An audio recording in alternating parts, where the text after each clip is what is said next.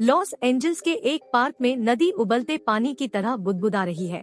सड़क के किनारे काला कुत्ता भी भौंक रहा था। इसके बाद सड़क पर दरारें नजर आने लगी।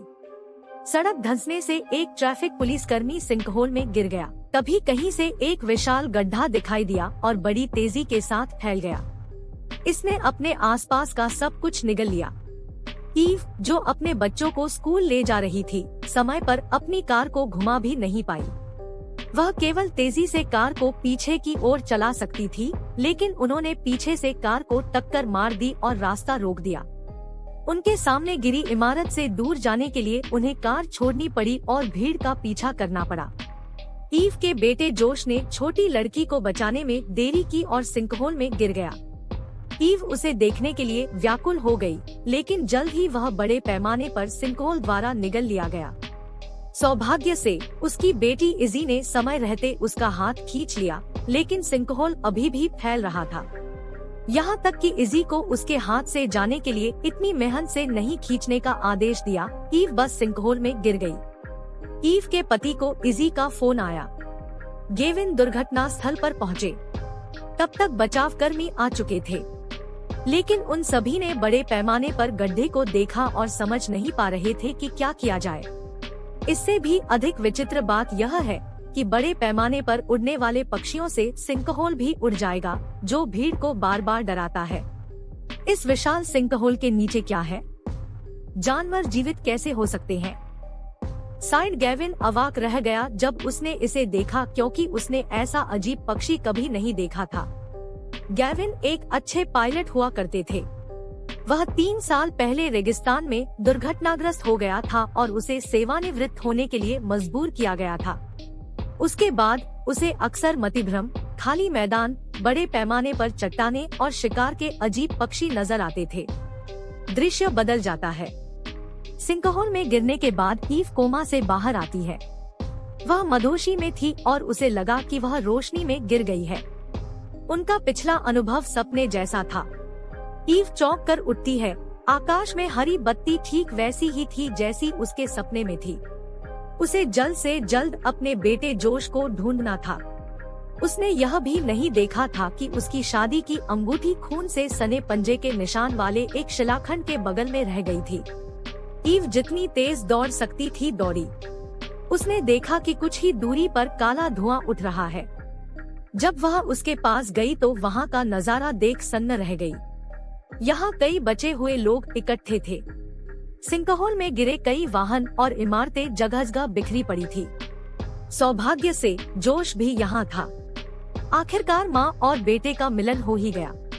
बचे हुए लोग एक दूसरे से अपना परिचय देने लगे। वे सभी जानना चाहते थे कि अभी अभी क्या हुआ था। हैरान करने वाली बात यह है कि गिरने से वाहन और इमारतें बुरी तरह क्षतिग्रस्त हो गई, लेकिन वे बिना किसी नुकसान के सिंकहोल से गिर गई। उन सभी ने आने वाली हरी बत्ती के बारे में अनुमान लगाया। नेवी के पूर्व सील सैम ने चर्चा को बाधित किया। उन्होंने कहा कि बिना यह जाने कि वे कब लौट पाएंगे, जीवित रहने की आपूर्ति इकट्ठा करना सबसे महत्वपूर्ण बात थी। तो सब बिखर गए। जब ईव और जोश जंगल के किनारे पर पहुँचे तो कुछ भयानक हुआ। यह भेड़िया स्याही की तरह काला था। इसके दांत असाधारण रूप से नुकीले थे। भले ही इसका कोई साथी नहीं था, फिर भी इसने बिना किसी हिचकिचाहट के मनुष्यों पर आक्रमण करने का साहस किया। यह नजारा देख माँ बेटा मुड़े और दौड़ पड़े, लेकिन उनके सामने एक और भेड़िया आ गया। बचे हुए लोग इतने डरे हुए थे कि वे बिखर गए और भाग गए। जल्द ही किसी को भेड़िए ने झपट लिया और जंगल में खींच लिया। शेष भेड़िए ने धीरे धीरे ईव और जोश को पकड़ लिया। जोश को दुर्भाग्य से भेड़िए ने काट लिया। ईव इस बिंदु पर दौड़ने के बारे में सोच भी नहीं सकती थी। उसने एक पत्थर उठाया और भेड़िए से अपनी जान बचने की कोशिश की, लेकिन तभी अचानक एक गोली चली और भेड़िए की मौत हो गई। यह टाइट निकला, जिसने समय रहते भेड़िए को गोली मार दी। ईव के पास उसे धन्यवाद देने का समय नहीं था, लेकिन उसने मदद के लिए पुकारा क्योंकि जोश गंभीर रूप से घायल हो गया था। हर कोई घायल आदमी को एक छोड़ी हुई बस में ले जाने में मदद के लिए आया। कोई सोच भी नहीं सकता था कि जब वे विशाल सिंकहोल में गिरेंगे तो उन्हें कितनी भयानक स्थिति का सामना करना पड़ेगा। अधिकारियों ने जल्द ही नाथन नाम की एक महिला को सिंकहोल के इंचार्ज के रूप में भेजा। वह कैमरे के सामने लोगों को आश्वस्त करती रही। दुर्भाग्य से वे यह भी नहीं जानते कि सिंकहोल कितना गहरा है। वे इसे छुड़ाने के लिए भी किसी को भेजने वाले नहीं थे। वे पहले इसकी जांच के लिए एक सैन्य ड्रोन भेजने जा रहे हैं। गेविन और इजी दोनों हताश थे। वे केवल एक दूसरे को सांत्वना दे सकते थे और ईव और जोश की सुरक्षित वापसी के लिए प्रार्थना कर सकते थे। तभी गेविन को फिर से सपना आया। इस बार उन्होंने पहले से कुछ अलग देखा। उसने ईव और जोश को विमान में अस्पष्ट रूप से देखा। एक बार फिर उसे उन विचित्र उड़ने वाले पक्षियों की याद आई जो उसने पहले देखे थे। गेविन ने अनुमान लगाया कि हर बार जब भी उसने कोई सपना देखा तो वह शायद वास्तविक था।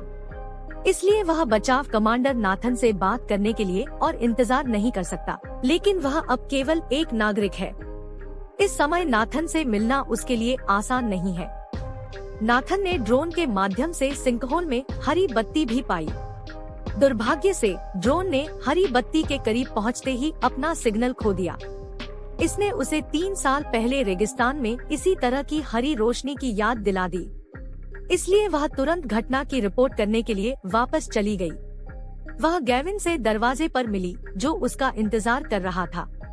उसने नाथन को बताया कि सिंकहोल के तल पर अभी भी लोग जीवित हैं। इसलिए अधिकारियों को जल्द से जल्द एक बचाव दल को सिंकहोल में भेजने की जरूरत है। अपने शब्दों में विश्वसनीयता की कमी के लिए गेविन ने नाथन को यह भी बताया कि उसने अभी ड्रोन दुर्घटना को एक सपने से देखा था।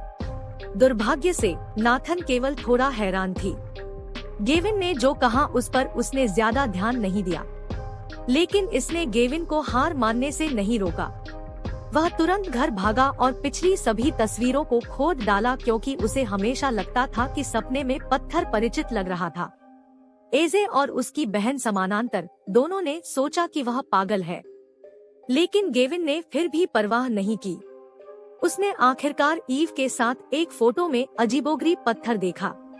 वह इसे देखने के लिए पत्थर की लोकेशन पर जाने की योजना बना रहा है। दूसरी ओर ईव और सिंकहोल में फंसे अन्य लोग बुरी तरह से थे। जोश चमत्कारिक रूप से 10,000 मीटर सिंकहोल में गिरने से बच गया, लेकिन तभी उसे एक विशालकाय भेड़िए ने काट लिया जिसे उसने पहले कभी नहीं देखा था।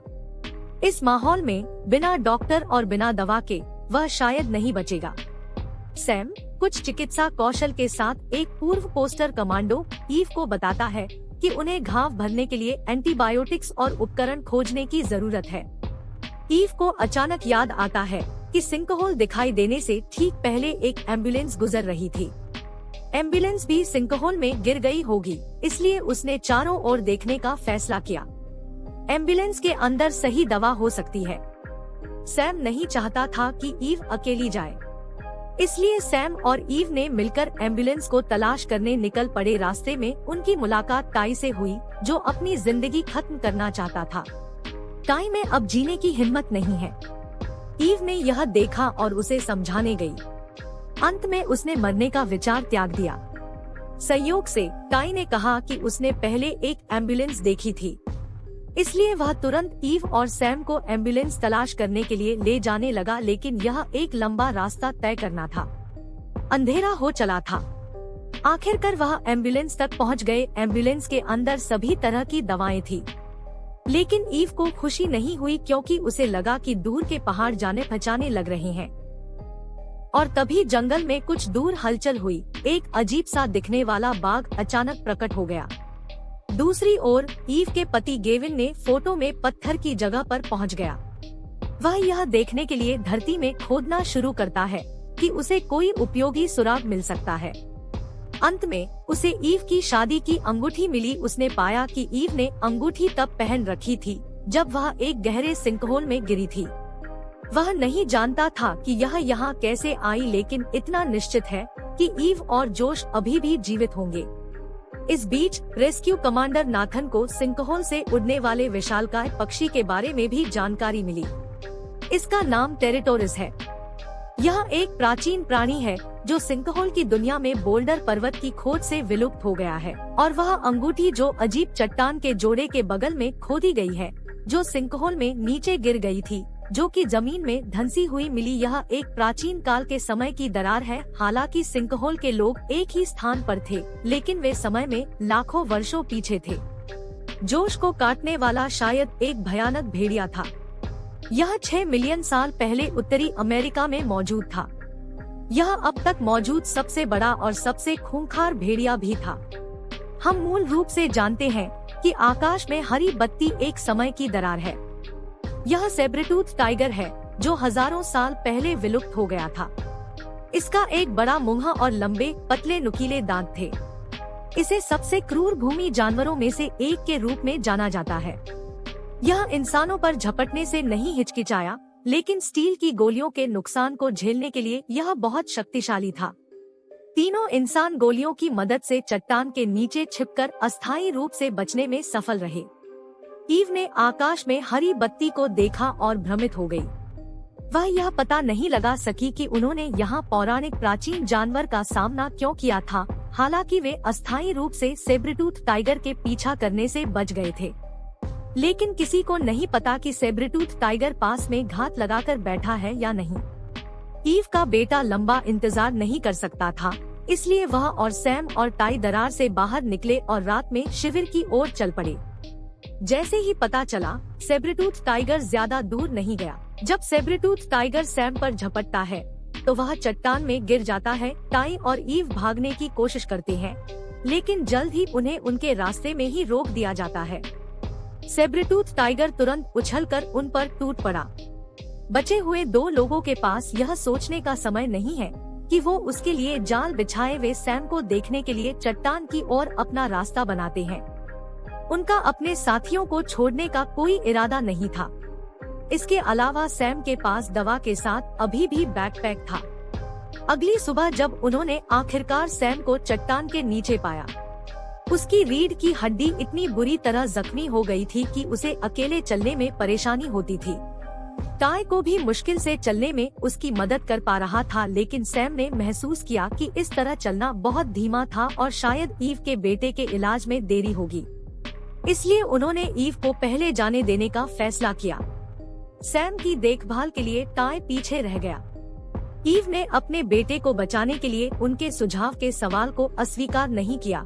उसने अपना बैट पकड़ा और जितनी तेजी से वह शिविर की ओर दौड़ सकती थी दौड़ी। जिस तरह जोश कोमा में था और उसकी जान को खतरा था, ईव आखिरकार आ गई। उसने तुरंत उसे एंटीबायोटिक्स की एक खुराक दी और फिर थोड़ी राहत की सांस ली। उस समय रिले, जो जोश की देखभाल कर रही थी, को पता चला कि उसके पिता सैम घायल हो गए थे और ईव सैम को पीछे छोड़कर भाग गई थी। यह सुनकर वह गुस्सा हो गई है।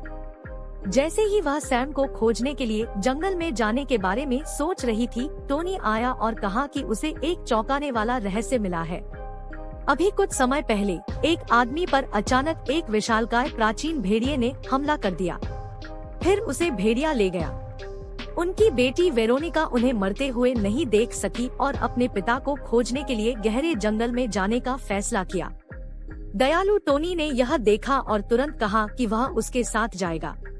सौभाग्य से वे इस बार अधिक भाग्यशाली थे। रास्ते में उन्हें जंगली जानवरों के हमले का सामना नहीं करना पड़ा। कुछ ही समय बाद टोनी ने ऊंटों के एक झुंड को मैदानी इलाकों में तेजी से भागते हुए देखा।